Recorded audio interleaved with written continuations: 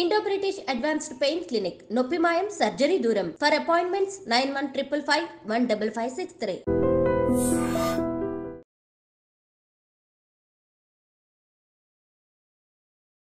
నమస్కారం, welcome to I dream. ధర్మ మార్గం విత్ విజిత కార్యక్రమానికి స్వాగతం. ప్రస్తుతం మనతో పాటు ఉన్నారు ప్రముఖ ఆధ్యాత్మికవేత్త ప్రవీణ్ గొల్లమూడి గారు. ఇప్పుడు వారితో మాట్లాడి మరిన్ని విషయాలు తెలుసుకుందాం. నమస్కారం అండి. నమస్కారం అండి. ఇప్పుడు నేను అడగబోయే విషయం నిజమైతే గనక కొంతమంది సంతోషపడతారు, కొంతమంది బాధపడతారు. ఏంటంటే నేను ఒక విషయం విన్నా. ఒక 2 నెలల తర్వాత, ఒక 2-3 నెలల తర్వాత గ్రహాలలో మార్పులు రాబోతున్నాయని చెప్పి, ముఖ్యంగా శని గ్రహం యొక్క మార్పులు ఎక్కువగా జరగబోతున్నాయి అని చెప్పి విన్నాను. ఇది నిజమేనా? నిజమే. అయితే ఆ మార్పులు కూడా ప్రత్యేకించి ఈ ఏలినాటి శని, అష్టమ శని, అర్ధాష్టమ శని ఎవరైతే ఇప్పుడు అనుభవిస్తున్నారో దానివల్ల ఇబ్బందులు, దాని నుంచి విముక్తి పొందబోతున్నారని చెప్పి ఈ మార్పుల వలన ఎవరైతే ఇవన్నీ లేకుండా శని ప్రభావం వాళ్ళపైన లేకుండా ఉన్నారో వారికి ఆ ప్రభావం రాబోతుంది, ఈ శని మహర్దశలు ఏవైతే ఉన్నాయో ఇవి రాబోతున్నాయి అని చెప్పి వింటున్నాం.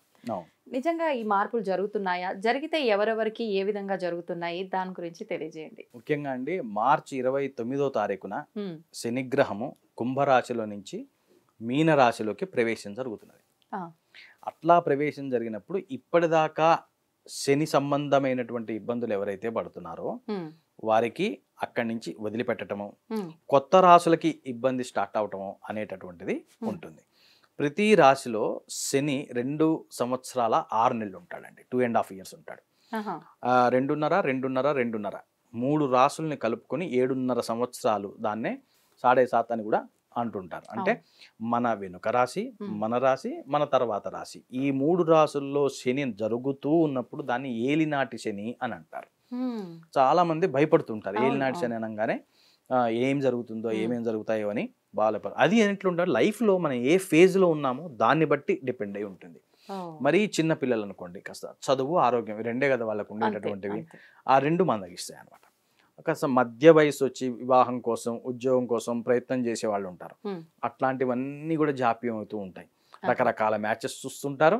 ఆ మ్యాచెస్ ఏవి మనకి సెట్ కావు, మనకి సెట్ అయితే వాడికి సెట్ కావు, ఆ విధంగా ఉంటాయి. అట్లాగే ఉద్యోగాలు కూడా ఇంటర్వ్యూలకు వెళ్ళటం రావటం. ఒకవేళ ఏదైనా జాబ్ వచ్చినా చాలా తక్కువ జీతానికి రావటం, లేకపోతే అసలు ఉచితంగా పనిచేస్తావు యాజ్ ఎ ట్రైనీగా అంటాం. హార్డ్ వర్క్ ఉంటుంది కానీ ఫలితం ఉండదు. చాలా ఎక్కువసేపు పని చేయాల్సి వస్తుంటుంది. అంత రికగ్నిషన్ కూడా రాదనమాట.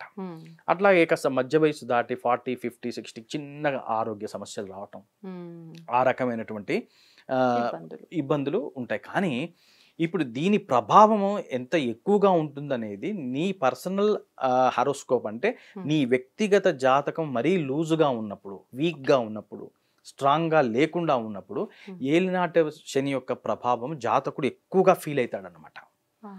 ఎప్పుడైతే జాతకంలో రాజయోగ గడియలు నడుస్తూ, లేకపోతే ధనయోగం నడుస్తూ గట్టిగా ఉంటుంది, భాగ్యస్థానంలో ఉన్నటువంటి గ్రహాలు నడుస్తున్నప్పుడు గట్టిగా ఉంటుంది జాతకం.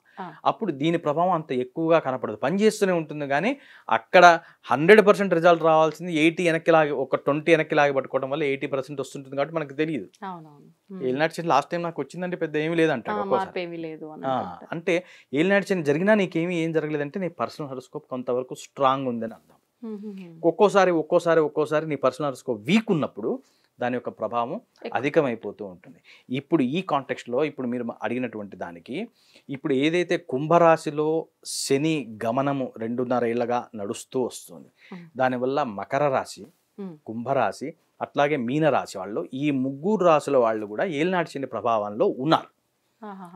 అట్లాగే కర్కాటక రాశి వాళ్ళు అష్టమ శని యొక్క ప్రభావంలో ఉన్నారు. అట్లాగే వృశ్చిక రాశి వారు అర్ధాష్టమ శని ప్రభావంలో ఉన్నారు. ఈ రకమైనటువంటి ప్రభావాలు మారబోతున్నాయి. ఎప్పుడైతే శనిగ్రహము మీకు మీనరాశిలోకి వెళ్ళిపోయిందో మేషరాశి వారికి కొత్తగా ఏలినాటి శని ప్రారంభం కానుంది. ఇప్పటి నుంచి వీళ్ళకి 7 ఏళ్ళు చుక్కల 7.5 years. అయితే ఎంతవరకు భయపడాలంటే మళ్ళీ మనం వ్యక్తిగత జాతకాన్ని కూడా కొంత బ్యారేజ్ చేసుకోవాల్సిన అవసరం ఉంటుంది. వెంటనే భయపడిపోకుండా ముఖ్యంగా ఏం చేయాలంటే, ఏలినాటి శని వస్తుంది, లేకపోతే రన్నింగ్లో ఉంది, మనము ఏలినాటి శనిలోనే ఉన్నాము అనుకున్నప్పుడు బాగా చేయవలసినటువంటిది హనుమద్ ఆరాధన. హనుమంతుడంటే చాలా ప్రీతి భయంతో కాదు, శనీశ్వరుడికి చాలా గౌరవం భక్తి. లంకకు రాగానే మొట్టమొదట బంధింపబడి ఉన్నటువంటి శనిని విడిచిపెట్టాడు. లంకలో రావణాసుడు బంధించి ఉంచాడు నవగ్రహాలని, అందులో ముఖ్యంగా శనిని మొట్టమొదట విడిపించినటువంటి వాడు హనుమంతుడు. కాబట్టి హనుమంతుడు అంటే ఎనలేని భక్తి ప్రపత్తులు అన్నమాట ఆయనకి. ఏం కావాలయా అంటే ఏమి లేదు, నన్ను పూజించే భక్తుల్ని వదిలిపెట్టి నీకు అంతే చాలు, నువ్వేం చేయక్కర్లే అన్నాడు ఆయన. కాబట్టి ఇందులో ఏం చేయాలండి అంటారు మళ్ళీ. మనం ప్రతి హనుమంతుడి గుళ్ళో చూస్తూనే ఉంటాం, తమలపాకులతో అర్చన చేస్తారు, ఆకు పూజ అని అంటారు. దానికి స్వామివారు ఎంతో సంతోషపడతారు. దానివల్ల ఈ ఏలినాటి శని యొక్క ప్రభావం తగ్గుతూ ఉంటుంది. ఇంకా ఆయన ప్రదక్షిణ ప్రియుడు. ఆంజనేయ స్వామికి ప్రదక్షిణలు చేస్తూ 21, 41, 11, 9, కొంతమంది 108 కూడా చేస్తూ ఉంటారు.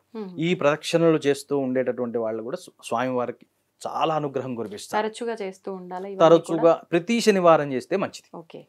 ఇంకోటి, స్వామివారికి వడమాల వేయటం ద్వారా కూడా స్వామివారి అనుగ్రహానికి పాత్రలు అవ్వవచ్చు. ఇంకోటి, పారాయణల విషయానికి వస్తే హనుమాన్ చాలీస బాగా పారాయణ చేస్తూ ఉంటే కూడా శని కరుణిస్తాడు.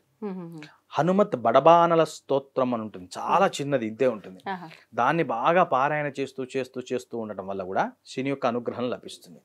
అట్లాగే రామాయణ అంతర్గతమైనటువంటి సుందరాకాండ, సరే శ్లోక రూపంగా కానివ్వండి లేదా వచనమైనా సరే, ఆ సుందరాకాండ ఎవరైతే పారాయణ చేస్తూ ఉంటారో వారికి అద్భుతమైనటువంటి శని అనుగ్రహం లభిస్తుంది. దానివల్ల ఈ రకమైనటువంటి ఎఫెక్ట్ అంతా తగ్గుతూ ఉంటుంది. అట్లాగే దీనికి ఇంకో మార్గం కూడా ఉంది. శైవ మార్గంలో శివోపాసన అంటే లింగాభిషేకానికి ఎక్కువ, శివలింగాభిషేకం, రుద్రాభిషేకం అంటారు దాన్ని. ఎక్కువగా అభిషేకాలు చూడటం, పాల్గొనటం, మన ఇంట్లోనే చేయించుకుంటూ ఉండటం ఒకటి. 2, పారాయణల విషయానికి వస్తే శివపంచాక్షరి స్తోత్రం అని ఉంటుంది. ఈ శివపంచాక్షరి స్తోత్రం ఆదిశంకరాచార్యుల వారు స్వామివారు కనపడంగానే రాసినటువంటిది ఆసువుగా, కాబట్టి చాలా పవర్ఫుల్. శివపంచాక్షరి స్తోత్రం అంటే పంచాక్షరి 5 అక్షరాలకు గాను 5 శ్లోకాలు. ఈ శివపంచాక్షరి స్తోత్రం ఎవరైతే చదువుకుంటారో శివానుగ్రహంతో, ఎందుకంటే అష్టదిక్పాలకులు, నవగ్రహాలు వీరందరూ కూడా శివుడి స్టాఫ్ అండి, అంతే. చాలా సింపుల్ గా అర్థం చేసుకోవడానికి అందరికీ చెప్తున్నా, శివుడి స్టాఫ్. ఎప్పుడైతే మనము శివుణ్ణి ప్రార్థన చేస్తామో అందరూ కూడా సబ్మిసివ్ గా ఉండవలసిందే, అనుగ్రహించడానికి రెడీగా ఉండవలసిందే. కాబట్టి శివానుగ్రహం కోసం శివ పంచాక్షరి స్తోత్రం. ఇందులో కూడా ఆరోగ్యం బాలేని వారు శివ పంచాక్షరి స్తోత్రం, వివాహాలు అట్లాంటివి ఆలస్యం అయిపోతున్న వారు అర్ధనారీశ్వర స్తోత్రం, ఈ 2 పెట్టుకోవాలి. ధనం కోసం ఇబ్బంది పడుతున్న వారు బిల్హాష్టకం చదువుకోవాలి, ఎందుకంటే బిల్హదళం పైన లక్ష్మీదేవి ఉంటుంది, బిల్హాష్టకం చదువుకుంటూ ఉండాలి. ఇట్లా మన ఇబ్బందిని బట్టి మనం చేసుకుంటూ వెళ్ళటం వల్ల అద్భుతమైనటువంటి ఫలితాలు ఉంటాయి. దేనికి భయపడాల్సినటువంటి పని లేదు. ముందు ఏంటంటే మనం ఆ భయంతో సగం పనులు ప్రారంభం చేయకపోవటం, ఏది అడ్డం వచ్చినా ఇగో దీనివల్లే అని అనుకుంటూ ఉండటం వల్ల ఇబ్బంది వస్తుంది. మేషరాశి వారికి ఏలినాటి శని స్టార్ట్ అవ్వబోతోంది. సింహరాశి వాళ్ళకి కూడా అష్టమ శని స్టార్ట్ అవుతుంది. ధనస్సు రాశికి అర్ధాష్టమ శని ప్రారంభం జరుగుతుంది. కాబట్టి వీళ్ళందరూ ముఖ్యంగా హనుమద ఆరాధన పెంచుకొని దైవానుగ్రహంతో ఉంటే ఇది పెద్ద సమస్య కానే కాదు. ధన్యవాదాలండి. థ్యాంక్స్ అమ్మా.